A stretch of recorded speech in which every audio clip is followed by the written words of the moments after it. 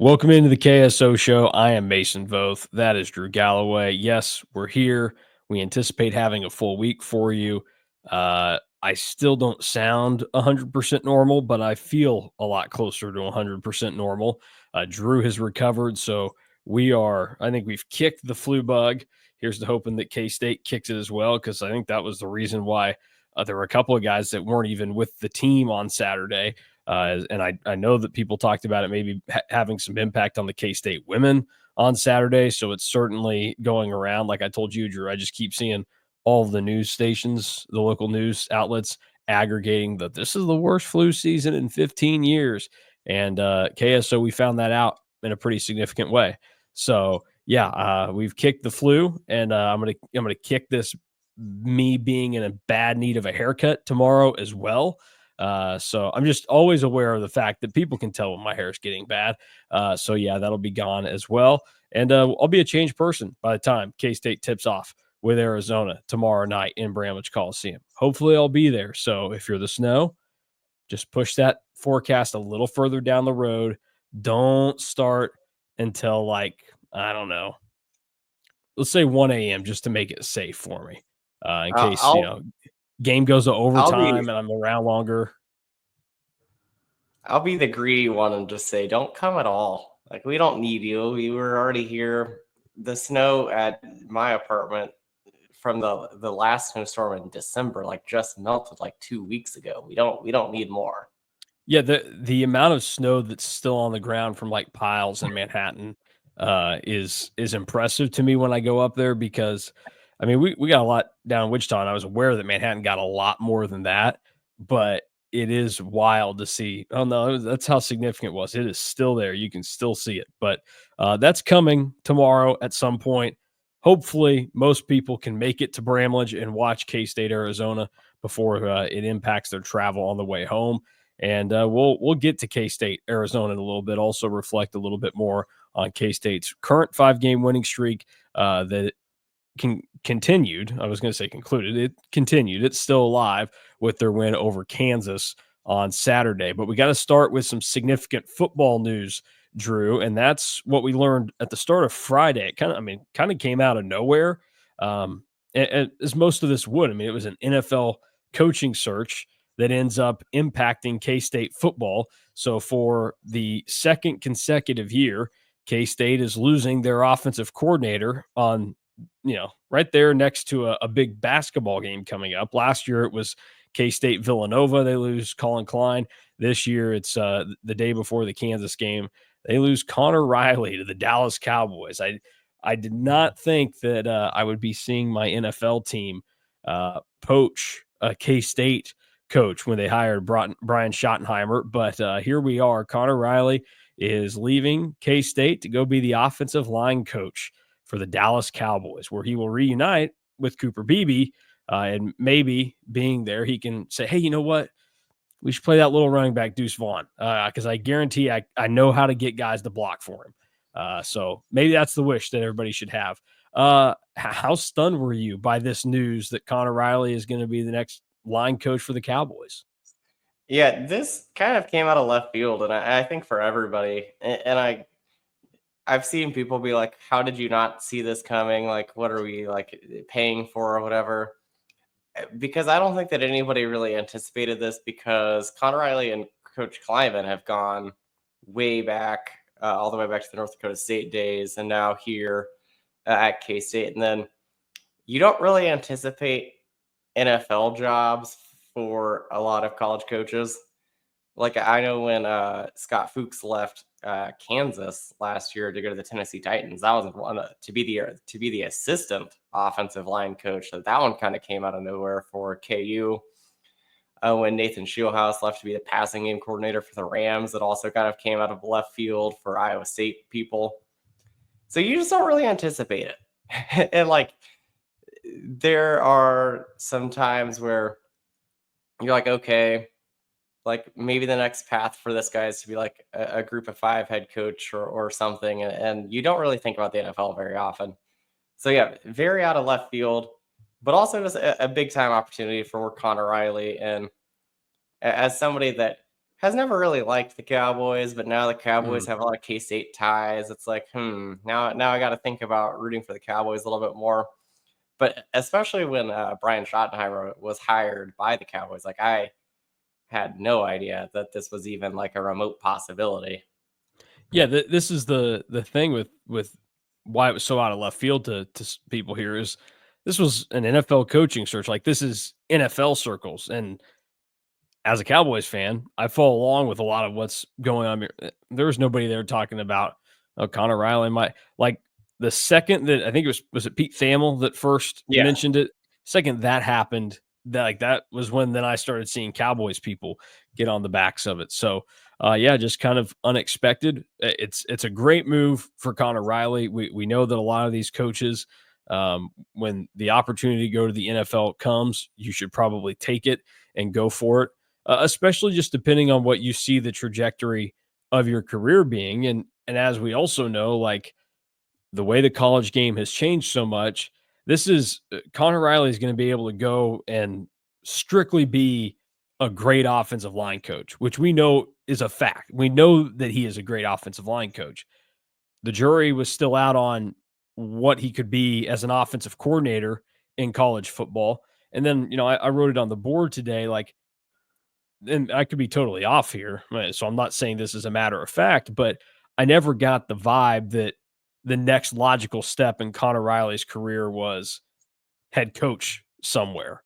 And I think in that role, you kind of want a guy that is going to be looking for that next step. And like you don't want the peak for a guy to be as a coordinator. I mean, honestly, I think that's where you would have gotten some concern if you were Oklahoma when you hired Brent Venables, is that he seemed like a guy that was pretty content just being a defensive coordinator his whole career. Like, why would you not want something new, something that is a different challenge and a higher, I guess, title for you? And I think Conor Riley, this is what would be much more in his future. And a lot of these guys, once they get in the NFL circles and you just prove yourself a little bit, like Conor Riley can take NFL jobs for probably the next 15, 20 years if he wants them with this move, as long as it goes the ways that I think most people would anticipate it to, based on what he was able to do at K-State with as many offensive linemen as he was able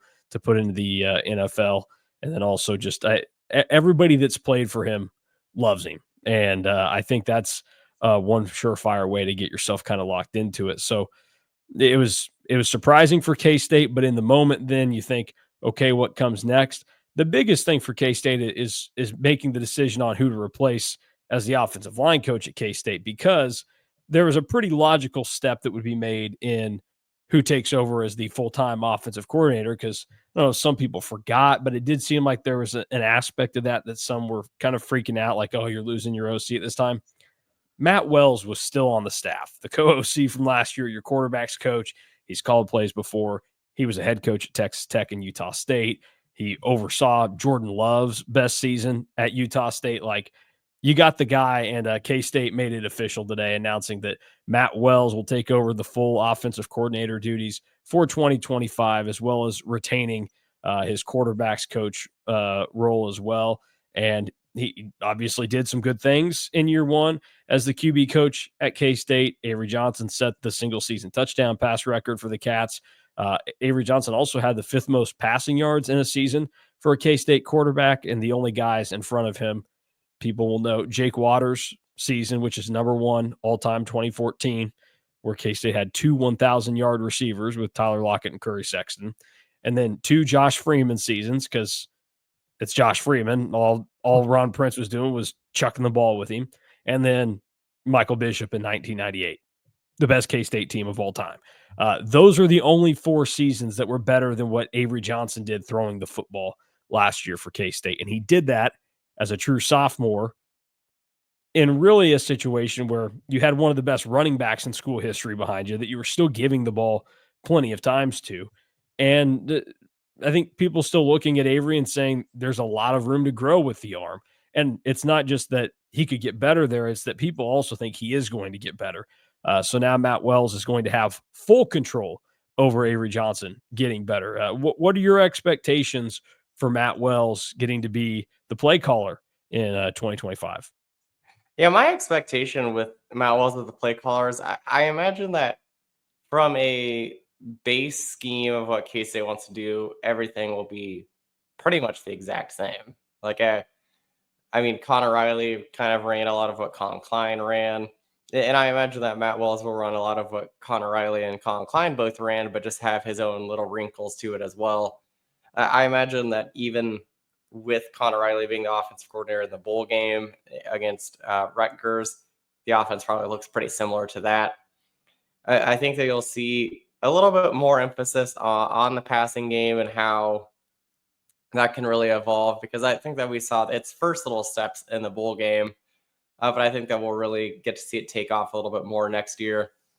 What I'm really anticipating and kind of excited for is there going to be more tempo? Is there going to be a little bit less tempo? Like, what is going to go on there? Because I think that that's really where we'll see more of the changes. Will be more of like, what does it look like? Is it full no huddle? Is it no huddle every once in a while? Because I think that it probably could have been used a little bit more this past year, but you had a first time play caller. Well, now you have an offensive guy through and through who has called plays before. So do you see more tempo because you have an experienced quarterback and an experienced play caller? That will be what I'm really watching for. I'll say, I mean, we kind of hinted at this literally the second that we saw that Conor Riley was leaving for the Cowboys. Only thing that surprises me is historically, under Chris Kleiman, we see every staff move kind of be announced at once. So you have to think that there really wasn't much worry or doubt in Chris Kleiman's mind that they could get Matt Wells to come in and be the full-time offensive coordinator. I think that this has been something that was done, I would even say, like last year, because you don't get the co-coordinator tag without like a contingency of like, if something were to happen, Yeah. like he would be the next one in line. And I think that that's kind of what we see here. But it does leave some intriguing openings on the K-State staff that we'll get into too. Yeah, I think you have the full trust there. And what I would tell to fans then that are worried or disappointed about Conor Riley's departure. First off, good that you're disappointed about it. I think that shows that people really liked what they saw in the bowl game against Rutgers with Edwards and Jackson as your two running backs, and made you think, okay, I think this could work out. I mean, I was one of the ones that right after the game, my biggest takeaway was I think there's a real chance that Conor Riley is better calling plays with Edwards and Jackson at running back than he was DJ Giddens, because I think they complement the style that K-State needs to play better. We're not going to get to see that now, but you are going to get to see Matt Wells run it. And what I would tell other people is that there were a lot of voices on our message boards and elsewhere that even as the season ended or at certain points in the season that wanted this to happen. You wanted Conor Riley to not be the offensive coordinator, and you wanted to maybe see if Matt Wells could get a shot or somebody else that had experience. Well, let me tell you, if you had gone outside to try and find an offensive coordinator, I don't think you're finding somebody that has the resume and the experience that Matt Wells does. And there were a lot of people last year that were excited when Matt Wells was brought in. They could understand why that would be a big deal. I think it's fine. And so I think this has something to satisfy everybody in the new offensive coordinator for K-State, where you're the person that's in the camp that didn't like Conor Riley as the OC. Well, good for you. You don't have Conor Riley as the OC anymore. Matt Wells, you're going to get to see what happens there. Or if you're somebody that goes, man, I was kind of hoping to see one more year of it. Like, I think it was getting close to clicking. Not a big deal there either, because Matt Wells will certainly, he was a voice in that offense last year, and some of that will translate to this year. And now I think you'll get to see it in a guy that, because he's called plays for more than just 1 year, like Conor Riley had never done it going into last year. I think you're going to see a guy that probably is a little bit more aggressive and confident in what he does, and probably will be more willing to make some slightly more drastic changes in certain moments. So I think this is exciting. This is what you kind of expect, and like you said, this is one hole that gets plugged, but now there are some other ones that you kind of have to think about and address. And the biggest one starts with the offensive line coach, which you hadn't had to worry about for the first 6 seasons of Chris Kleiman, but now you do. So, what are the expectations for you on what K-State does to try and fill the hole that's left behind there? Yeah, this is a fascinating one to me because, I mean, theoretically, K-State could promote Drew Little, and Drew Little is a very, very highly thought of coach. He is a K-Stater, was an offensive analyst this past year for K-State, and really got to do a lot of the offensive line work during the games and practices, and splitting that with Conor Riley, because obviously Conor Riley had to obviously like manage the whole offense. So you can just promote Drew Little there. You could also, and this is where I think it gets really intriguing, because it's kind of a bigger picture, like what is the next move for this guy? You could move Brian LePack from tight ends coach to offensive line coach. Brian LePack was an offensive lineman in college. Everybody, just like they love Conor Riley, loves Brian LePack. And I think that Brian LePack has a huge, huge future ahead of him in the coaching world. So do you move him to offensive line coach? And then you could either, again, promote Drew Little to be tight ends coach, which he did at UTEP, or you could go external as your tight ends coach. So it's a very fascinating, and a lot of puzzle pieces could be moved around. A lot of them obviously center around Brian LePack, because I think that it's important for him and his career to probably move to offensive line at some point. I also think that with this move of Conor Riley leaving, because not only was he the offensive coordinator, he was also the run game coordinator. I wouldn't be surprised if you see somebody like Brian Anderson or Brian LePack get the run game coordinator title as well. Yeah, that's a good point there, because Chris Kleiman has been so aware of awarding guys with titles, and giving them, that little extra added responsibility throughout his career. Because I mean, when Matt Wells was hired, it was co-OC and quarterbacks coach, but also associate head coach, which he'll retain that as well. Whereas like Van Malone had assistant head coach on his titles, and then the passing game and the running game coordinators that we see people do. So that's a part of it. I'll ask you this though, because I think some people will be curious. I kind of know the answer to the first one, but I'll give it to you and highlight what I think of it. The relationships are such a big deal in this sport, in terms of not just like how you get players to play on game day, but in terms of keeping everything else satisfied, especially in this era. And we know that Avery Johnson really liked Conor Riley. Um, where do you think the relationship is for Avery Johnson and Matt Wells after 1 year? And I would tell you, I think it's probably just fine, because Avery Johnson was sharing everything about Matt Wells taking over as OC today. So I don't think you have to worry there, but I'll let you give your thoughts and what you think that marriage that was already there for Wells and Johnson, but now it gets that added level where Matt Wells is actually calling all of the plays for him. Yeah, I think that the only difference is that Matt Wells is going to be calling all the plays, and I think that this also prepares Avery Johnson for the future, because obviously you would want him to go to the NFL. What do a lot of NFL offensive coordinators are more quarterback whisperers than not. So if you can have the guy that is your position coach be your offensive coordinator, I think that that's a big deal as a quarterback, and it's something that will really just strengthen their relationship more than anything, I think.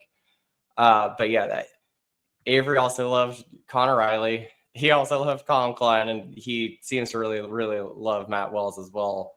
So I think that from that perspective, there's nothing really concerning to me at all. Now, other big notable K-State Wildcat with coaching and relationships. In what ways do you see some of the decisions that are going to have to be made? How would that impact a guy like Lincoln Cure that will come in once he finishes high school, gets here in the summer, and is a member of the team next year? Because obviously, Conor Riley was the offensive coordinator. He moves on. Like, that's an offensive coach that leaves that would have been involved in the recruiting process. We know Matt Wells has been so good in recruiting. We know Brian LePack has had such a big role there. And you talk about like maybe moving LePack from tight ends coach to offensive line. Like, where would that play and maybe impacting Lincoln Cure, if at all? Yeah, I think it potentially impact him a little bit. Matt Wells, I think, Or didn't get I'll a ton. rephrase it like this too. Like, does that sway the decision making on what you do with a guy like Brian LePack in any way? Do you leave him as the tight ends coach because that's what Lincoln Cure thought he was getting in coming to K-State?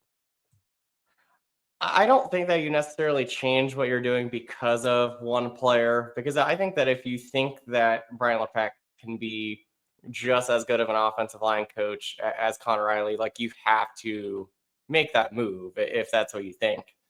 But it will impact like somebody like Lincoln Cure and the other tight ends a little bit if LePack were to be moved to offensive line coach, because that's when, if you're hiring somebody internally or externally, like you have to make that move rather quickly, because you want to really get them all introduced and have, if it's an external hire, especially a tight ends coach, if you move LePack, you want them to be here as soon as possible for the spring football practices that start in April.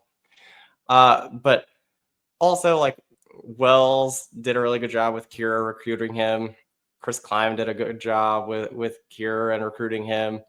So it won't impact as much as I think that you think. There was going to be some natural attrition that has to occur during the spring anyway. So it'll be interesting to kind of see what that does, because offensive line is probably a heavier position right now than K-State can really afford to be at the 105 mark.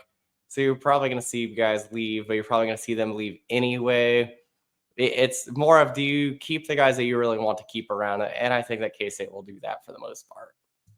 Yeah, I think it's all going to be interesting to see how it works out. But for the most part, what we've seen under Chris Kleiman since he got here is any little staff wrinkle that's been thrown his way, he's been able to handle it.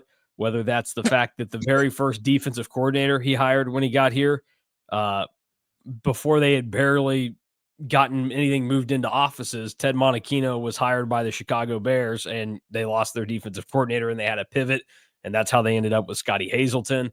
You think about, obviously, the uncomfortable and no fun situation of realizing that Courtney Messingham wasn't going to be able to get you to the level you wanted to get to.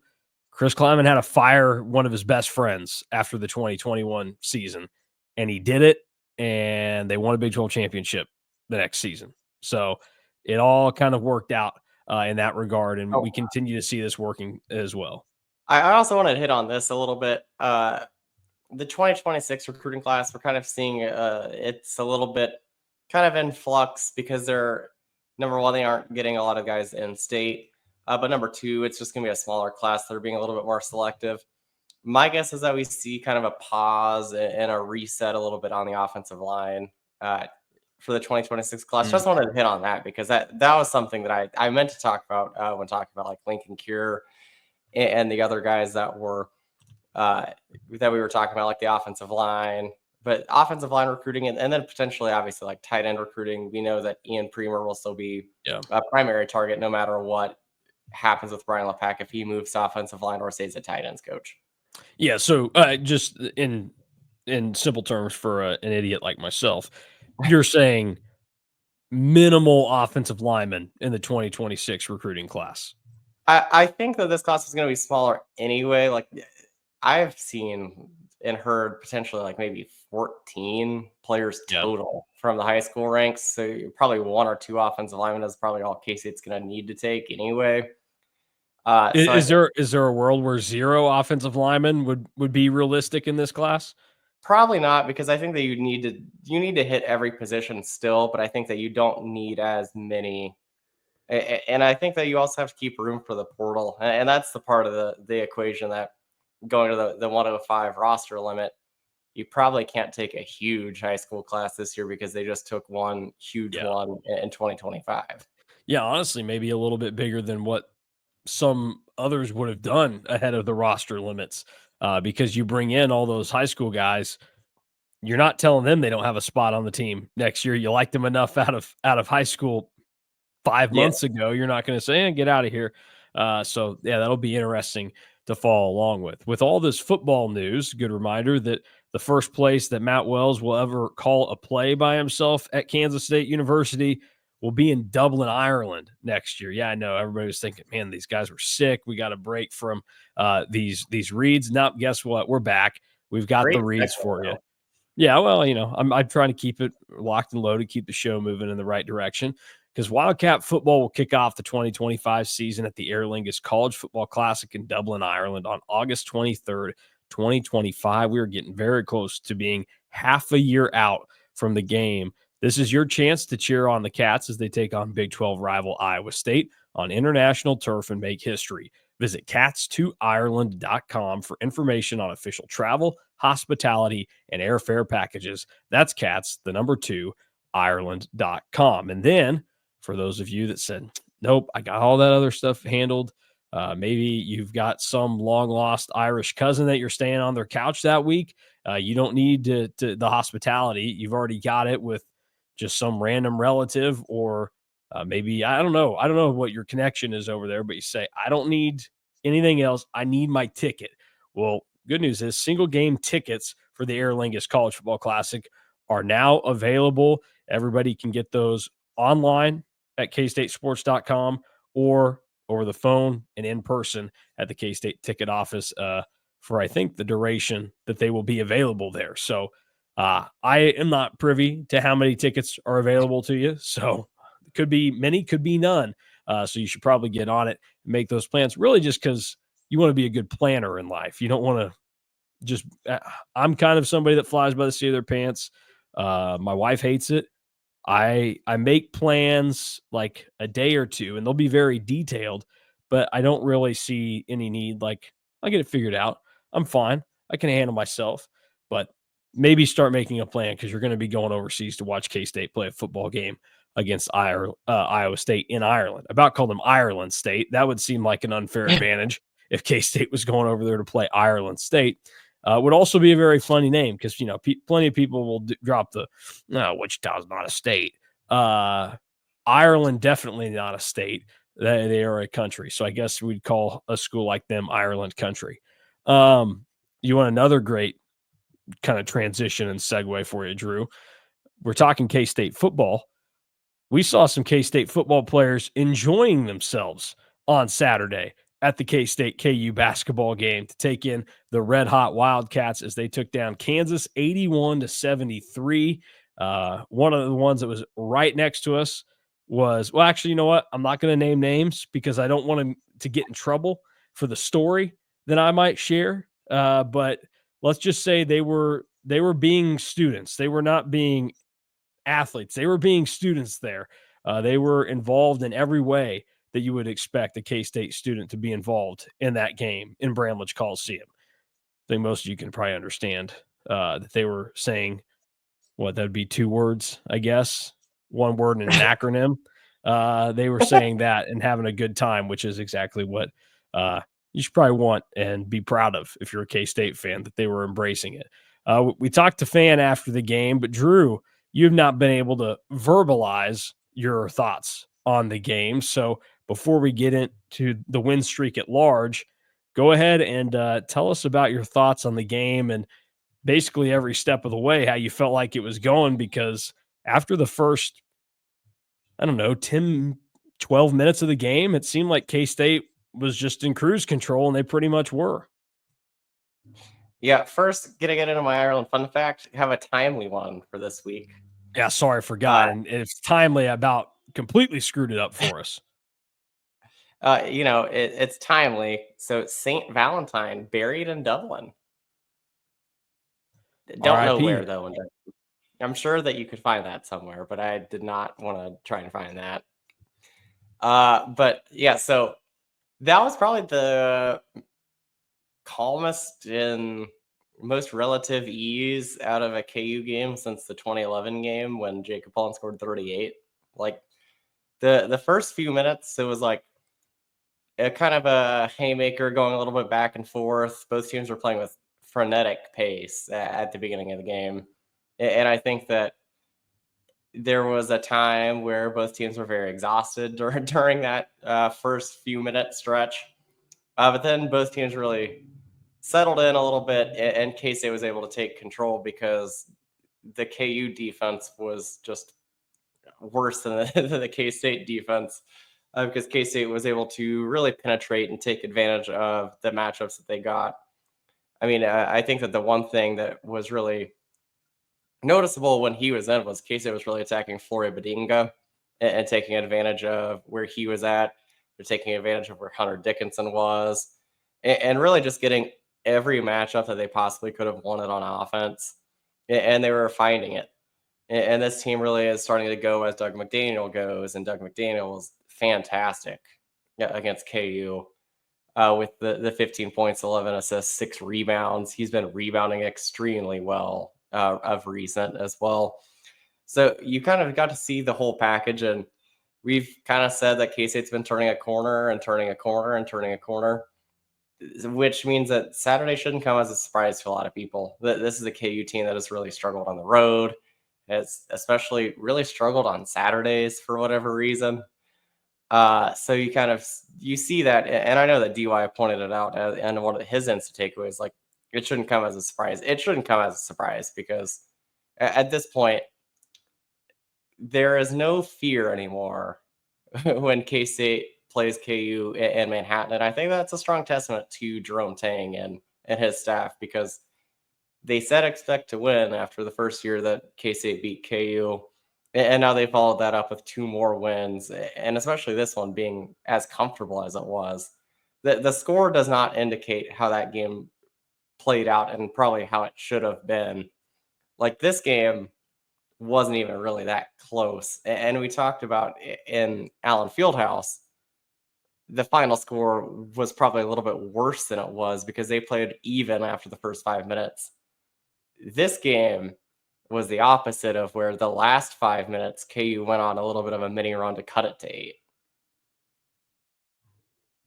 And you see David Gasson there is 20-7 against KU, paired with the 22-8 he had against Arizona State, was good enough for him to be named Big 12 Player of the Week. So significant there for David Gasson. 3 straight wins in Manhattan for K-State over KU, first time since 81 to 83 that they've been able to pull that off. So you talked about it was just comfortable for K-State. They continue to play really good, outrageous basketball. What's been the difference to you that has happened in these last 5 games, and is it replicable? Like, are we in the middle of a hot stretch that once they lose, it all falls apart again? Or is this the real K-State team the rest of the season that can maybe put some kind of special run together? I think that this is the real K-State team. Like, this is the K-State team that I think that me and you were talking about long before the season began, because this is a team that, like we said then, had a lot of balance. They have a lot of balance right now. They have a really good lead guard in Doug McDaniel. Doug McDaniel's playing his best basketball. They have a bunch of shooters. They've made 10 or more threes in the last 4 games. I think this is all very repeatable and very real.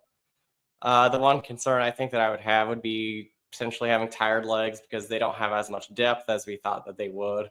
And along with the tired legs, because they don't have as much depth, it is just being a little bit worried about what happens if David Gasson gets in foul trouble. Because he didn't have Ugana Yenso on Saturday. We think that he might be back on Tuesday due to the illness that he had, but nothing is for sure. And that's a team that you'd like to have Ugana Yenso, because Arizona has a lot of size. So is it repeatable? Yeah. Is this a real K-State team? Yeah. Is it also probably a little bit too late? Also probably, yeah. Yeah, that's the big problem in all of this, is that you look at it and you go, and it's hard not to. Like, people are saying, don't do that. Like, that's not fair to what's going on. Yeah, that's true. But that's like, you're not playing seasons to just have fun. Like, that's not what college athletics is about.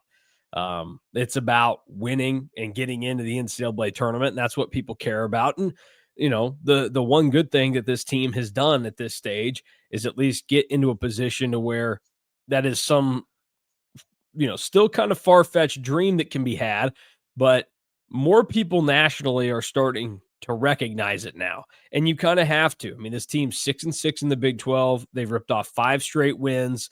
They have had monumental growth over the last couple of days and weeks in their Ken Palm and net and any advanced metric that you want to go look at. Like, it's something that has to be considered. And then you combine that with the fact that the the finishing schedule is manageable for K-State right now. If you go and look at what is remaining, we know about Arizona tomorrow, which we will talk about here in a moment in a little bit more detail. Then they will go on their 2-game Utah road trip where they will face BYU on Saturday night and then Utah on Monday night. Then they return home against Arizona State. That is shaping up to be one of the easiest games of the season. Now, you would think just the way Arizona State's playing, like they really bottomed out yesterday. Guys are not being allowed to play for different reasons. Then it's at UCF, home against Colorado, the worst team in the Big 12. They still have not won a conference game. And then at Cincinnati, you can get Cincinnati, and then home against Iowa State. You've already beaten Iowa State, and you're going to get them at home. So that's why people, not just inside of this now, like it was 2-3 games ago, we had people when vibes started getting good asking what are NCAA tournament chances. Now it's people nationally that are taking recognition of this and going, there's actually something here, because just like us, they are seeing this K-State team play to the level that they thought was going to come much sooner. And this is where you realize, based off of how Doug McDaniels played, the fact that there was some disconnect between him and Jerome Tang for the first couple months of the season. That is probably the biggest problem that this team had, because he only played like 3 minutes in the game against Wichita State, one of your bad losses. He wasn't playing in a handful of other games or much minutes. The role was diminished in ones that you go, you should have won that game. I'll be So that's blunt huge. and I'll be blunt here and say that in another game that they should have won against Liberty, Doug McDaniel was terrible. Like he was awful on defense. Didn't really do a whole lot offensively in that game. Like that's another one. Like you would have liked to have that right now. Yeah. So so that's not what we're here to focus on, as we know that we could play that game all day. We'll play that game at the end of the season and mainly do it in a historical perspective to look at how do you make sure that doesn't happen next season and you just start fast out of the gates, because now we know that a lot of these players that can come back, you want to see come back next season. But in terms of what's in front of them, what we know that K-State could get any of these games that are left. But what is the likelihood that they're able to go ahead and get 6 of the last 8 to close out the season? The likelihood, I don't want to be the Debbie Downer, but it's probably more likely than not that they don't go 6-2. Basketball is just such a fickle game. Arizona's on their hot streak right now. Like we're about to talk about the game tomorrow night. Arizona's won 12 of the last 13. It's possible, but if K-State was to win 12 if they were to go 6 of the last 8, that would mean K-State would win 11 of the last 13. And that's asking K-State to be who is a team that is very criminally underranked still, Arizona. Like that would be asking them to be like a fringe, like top 15, top 10 team in the next 4 weeks. Well, they've already done it for 5 games, Drew. I was about to say that, and the hard part is that they've already done it for 5 games. So I'm gonna say it's probably more likely than not, but I wouldn't exactly rule it out. Where it goes for me, if they win both games in Utah, I think that they'll do it. If they go 1-1, it just really narrows your path, because then you have to win at Cincinnati or at home against Iowa State, because I think if they can win at UCF, they can beat Arizona State, and then they can beat Colorado. But those last two games are the games that I think that I worry about the most outside of Arizona, because again, the path gets a whole hell of a lot smaller if they also lose tomorrow night. Yeah, that's 100% correct. Yeah, I think if they keep this magic streak going, like, let's look at it this way. We know that they have, I think, 2 losses to work with in the regular season, because some people might look at it and say, the resume and all this, like the wins you're going to have, the Big 12, like because you're K-State, you've got Coleman Hawkins, and we know that Jerome Tang was an NCAA tournament darling in year one. Like, you might get the benefit of doubt. I don't think the NCAA tournament is going to use the first ever 15 loss team to get into the tournament on K-State. And so the hard cap has been 14 losses. So K-State can only afford 2 more in the regular season and 1 more in Kansas City in this scenario, because if we're playing in Fairyland, which is kind of what K-State making the NCAA tournament is still at this point in time, even though you're a lot closer to Fairyland than you ever thought you would be. Yes. If we really wanted to go there, then we would just say, K-State's going to win the Big 12 tournament. And then you don't have to worry about any of this crap that we're talking about.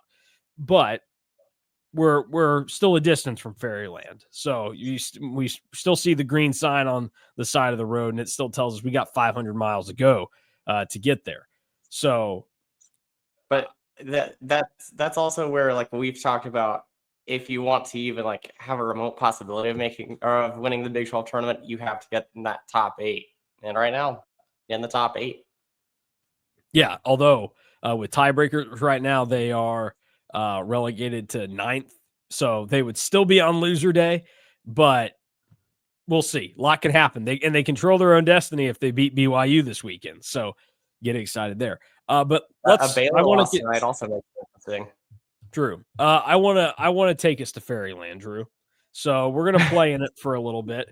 You talked about if they win both in Utah, you think this happens, but that did not include tomorrow's game against Arizona. So I think that what has to happen, you have to go 2-1 in this next stretch of 3 games, and that bakes in the thought that if you beat Arizona tomorrow night, that's awesome.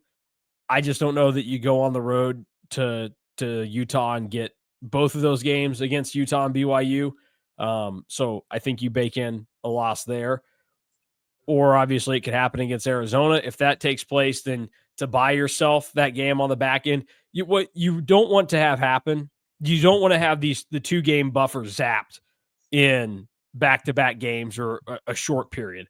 You just can't have that happen. And I would start to worry about, because this team's been so hot, because of the way things are going, is when the one loss or the second loss happens, like, do things just completely fall off again? And not necessarily in the same way that they did at the beginning of the season that caused this problem, but just in a way that you're not going to be able to even get back to playing to the level of team that I think you are. Because I think it's just you get to the stage, you've done so much work to be in this position, and then to have it stripped away from you that fast, I think it'd be tough to kind of regain some of that mojo again. But at what period does this become real in terms of, like, where's the path where I stop saying we're playing in Fairyland and it starts to be dead serious business? Like, we're Dead. really considering this, because, like, what needs to transpire? Where do we need to get to? Like, if this win streak, say, it continues past BYU and Utah, you win the next 3 games, so you go on this 8-game winning streak, and that would leave K-State with 5 games remaining in the season. Like, at that stage, is that what needs to happen for us to be talking about this being the real deal? Like, this team really can do this thing now. Yeah, I think that if they win the next 3, you can really start to dream and get into Fairyland becomes real. 2-1, I keep just having a little bit of hesitations, because you can go there's 9 or 8 games left. You can go 2-1, 2-1, and then you can't go 2-1 again. So you could go like they could go 1-1, and then they're already at the 14 losses, and then you have to win the Big 12 tournament. So 3-0 when I start to think that it's probably real, but it is very far-fetched, and I hate being the Debbie Downer because I even picked K-State to beat Arizona tomorrow, and I just can't quite get there yet because the margin is just so thin, and they hadn't won a road game in over a year until they beat Iowa State, and now we're saying that to finish 6-2, you probably got to win all your games at home and then still win 2 road games. And I'm just a little bit hesitant there. Yeah, no, there's a lot of work to still be done. I think to look at this, you basically, if you get past the next 3 games, it is a real deal thing, and I think it could happen. I think it should be talked like it should happen because you should win at 2 of those 3 home games for sure. And then you're just talking about against UCF, Colorado, Cincinnati, and Iowa State. You would have to, and Arizona State. You would have to just not lose more than 2 of those.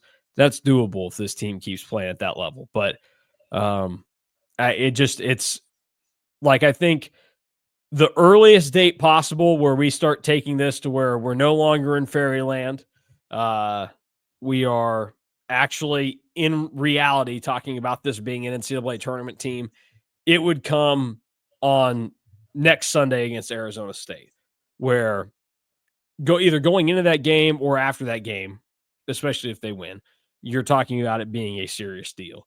Now, if you lose one of these next 3 games, because this is easily the toughest stretch of basketball that K-State has left on their schedule, which that in itself should be a positive to those of you that are dreaming, that are playing in fairyland right now. So stay away from the fairy dust, Jerry. Where do we, if there's a loss over the next couple of games, one singular loss, where does that timeline and that date change to where this becomes real again? Or is it just that day in general because UCF and Colorado are a part of this mix, and so you think you should probably beat those? Although I would tell people UCF is a bit of a dangerous team this year, and I mean that from a strictly basketball standpoint. Good Strictly clarification. basketball. Then if they lose one of these games coming up, the next date that I think that you probably say that it could happen would be if they lose one, but then we get past the Colorado date and there's 2 games left. All they have to do is go 1-1. Yeah. Yep. It'll be interesting. It's going to make it fun down the stretch. Now, a lot of people will probably be saying, we're basically in the same place that we were last year, following along with K-State. It'd be nice to not be in that spot, but here we are. And at least gives you some positivity moving forward into next year. So we go from trying to Mr. 3000 this to trying to live in fairyland. Let's get into reality, which is tomorrow night. The number 13 Arizona Wildcats come to Manhattan to meet up with K-State. 7:00 tip from Bramlage. The Wildcats in red and blue. They are 3.5-point favorites, which I would tell you, red and blue teams have not fared well in Manhattan within the last week. Has not gone well for them.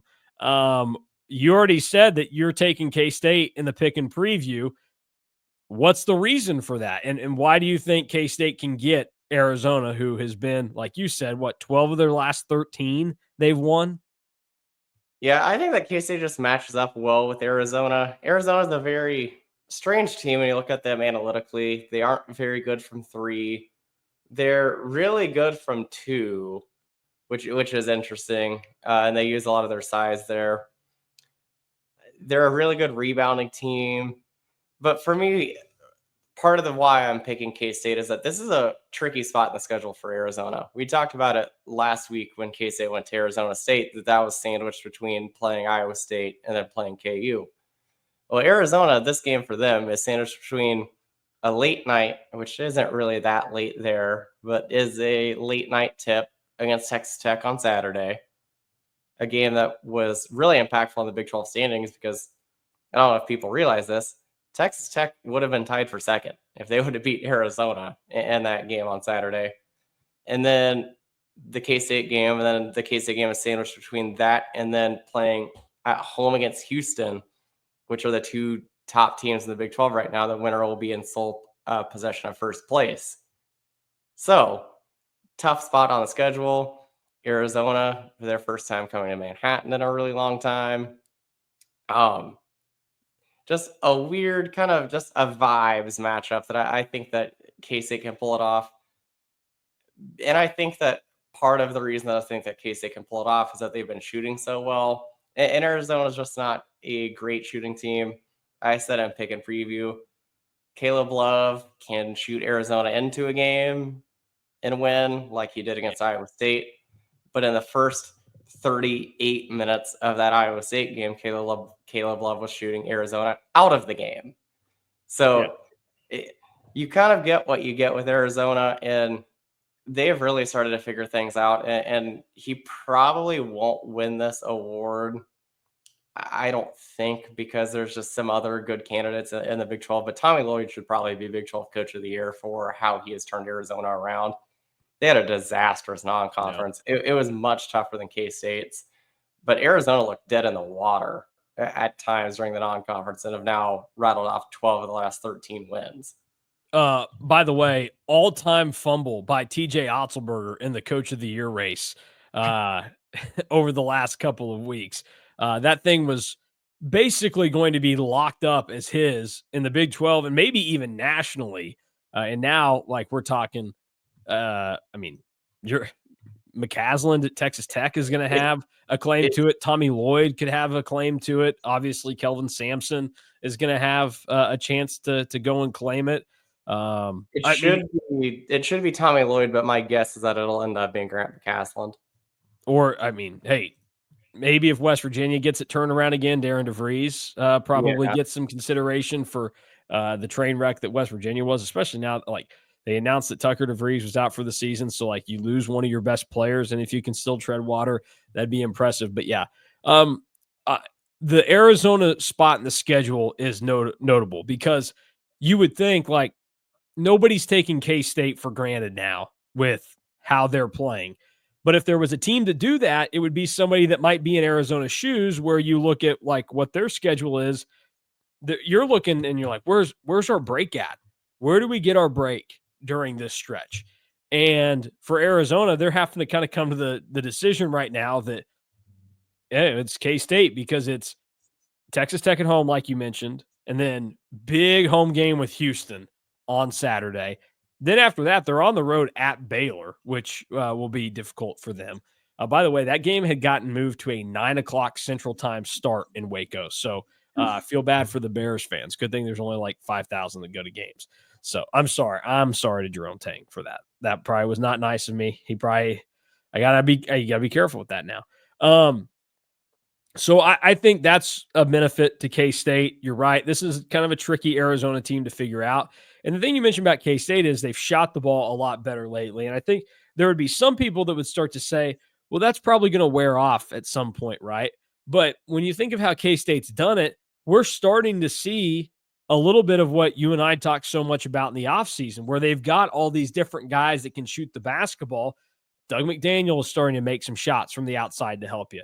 Brendan Hosden's been pretty consistent for most of the year knocking him down. He had one of his worst games shooting the three in the recent stretch, and he still went 3 of 10, 30% against KU, hit some big ones. Coleman Hawkins is knocking more down. Max Jones is taking and making more. CJ Jones hit a critical one in the first half against Kansas, and he'll throw a couple in right now. Like, CJ Jones has a little bit of the Cam Carter three-point shooting to him, where he's going to give you a couple every now and then. You're like, I'll take it. Thank you. Don't know when the next time we'll get a couple like that, but we'll take it. So K-State the wealth is being spread out a little bit more to where if you think somebody's got an off night, they do have more guys right now that can step up and keep doing that pretty well, which is something that's helped them go on this recent winning streak that they've been on. They've shot better than their opponent from three in every game that they've played during this 5-game winning streak. So I think K-State has every opportunity to win this game. I think they could. I think if this was we don't know what happened before this, we don't know what is happening after this, it's a toss-up game still to me. The thing that gets tough is if we're going to play the schedule game with Arizona, you also think about for K-State, like, and I wrote about it in pluses, concerns, and surprises after the KU game, like, what's the emotional tax? That was my concern coming out of the KU game. You've gone on this massive 5-game winning streak, and tossed into it is a highly emotional, just energy-packed game in Ames against Iowa State. You came back from it well, even though you got popped in the mouth. And really, K-State didn't really get popped in the mouth. They kind of tripped on a crack in the sidewalk and slammed their face in the ground, but they could say they got punched because Arizona State was there. They bounced back from that nicely, and then you come home and you play the big rivalry with KU that everybody kind of wanted and was looking forward to. After all this going on, like, do you have more in the tank to go after Arizona? It definitely helps that this game is at home. Like, the example I used is what we just saw the K-State women go through. And this is what I would tell you if you're trying to think, oh, the sky's falling with the K-State women because Oklahoma State just kicked their butt. They went through this really tough stretch where they have that game with Iowa State that, once again, it's a little close down the stretch, but you finally get over the hump and beat Iowa State, who had kind of turned into a boogeyman over the last year to you. And so that was huge. Then you have to go on the road to face KU. You want to assert your dominance in that game. KU, once again, having a pretty underwhelming season. And so they want to try and give you their best shot. So they're going to do whatever they can. K-State handled them just fine. Then you got to come home and play that massive game with TCU in front of a packed Bramlage. And you've got, 2 players in college basketball that get talked a lot nationally, and Haley Van Lith and Sedona Prince. You win that game, and you come back in the fourth quarter to win it. And it's like, where are we going to catch a breath? Not to mention, K-State's doing it shorthanded without their best player. And who knows, maybe they're dealing with the same illness and everything that everybody else is. Like, you got to go on the road then and face an Oklahoma State team that has already shown they'll get up for the big ones this year. And unfortunately, it just all caught up to them. And I think that there was an emotional tax on the K-State women on Saturday that they faced a good enough team on the road that it got them. And so for K-State against Arizona on the men's side tomorrow night, I think your hope is that the emotional tax, while it's there and you're getting close to empty, being at home is going to be enough to get you to float along and keep this thing going. And also hoping that Arizona, who's in the middle of this stretch, does some overlooking that teams have done occasionally. But I think it's going to be a phenomenal game tomorrow night. And like we just talked about, you're one step closer to fairyland if you win this game over Arizona tomorrow night. So it'll be an exciting time, and hopefully the weather doesn't screw up anybody's plans from getting to Bramlage, mine included. Yeah, I think it's going to be a fascinating game. I really did wrestle back and forth on pick and preview on who I was going to pick, but I'm going to put you on the spot now, and you got to make your pick now. Yeah, I'm picking Arizona, so I'll be a hater.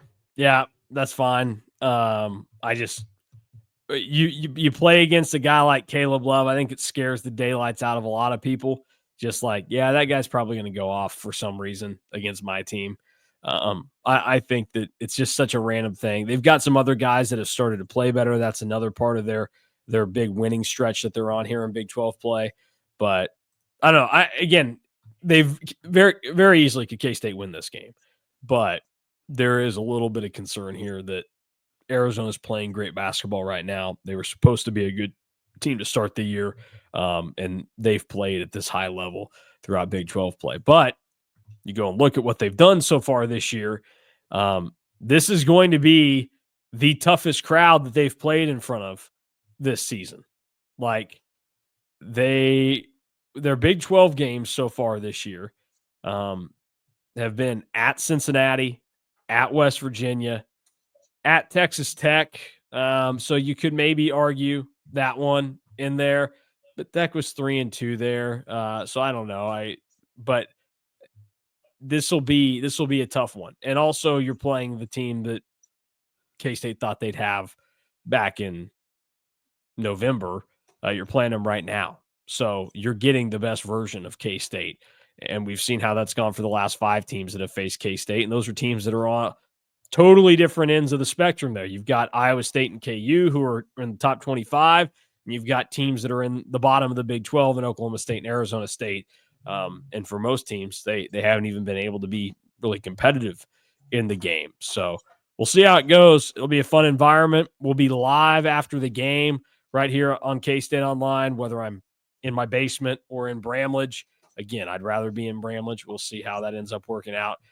It'll probably be Fan with me again, unless he also is scared of the weather. Then it'll probably be Drew. But we'll see how it all works out. Either way, should be a fun time tomorrow night. K-State, Arizona, as the Wildcats get closer and closer to making maybe this NCAA tournament dream a reality. We'll continue to follow it throughout the rest of the season, and certainly through the weekend. Our very own Derek Young is doing the Utah pit stop, so he's going up there. He'll be there for both games in the building against BYU and the Utes, and then long break going Monday to Sunday for games for K-State, because after tomorrow, the next home game for K-State will be against Arizona State on a Sunday. So just be prepared for that. We'll get out of here, though. That's Drew Galloway. I'm Mason Voth. Thanks for watching the KSO show today. Back live tomorrow night after the Cats and Cats meet for the first time as Big 12 foes.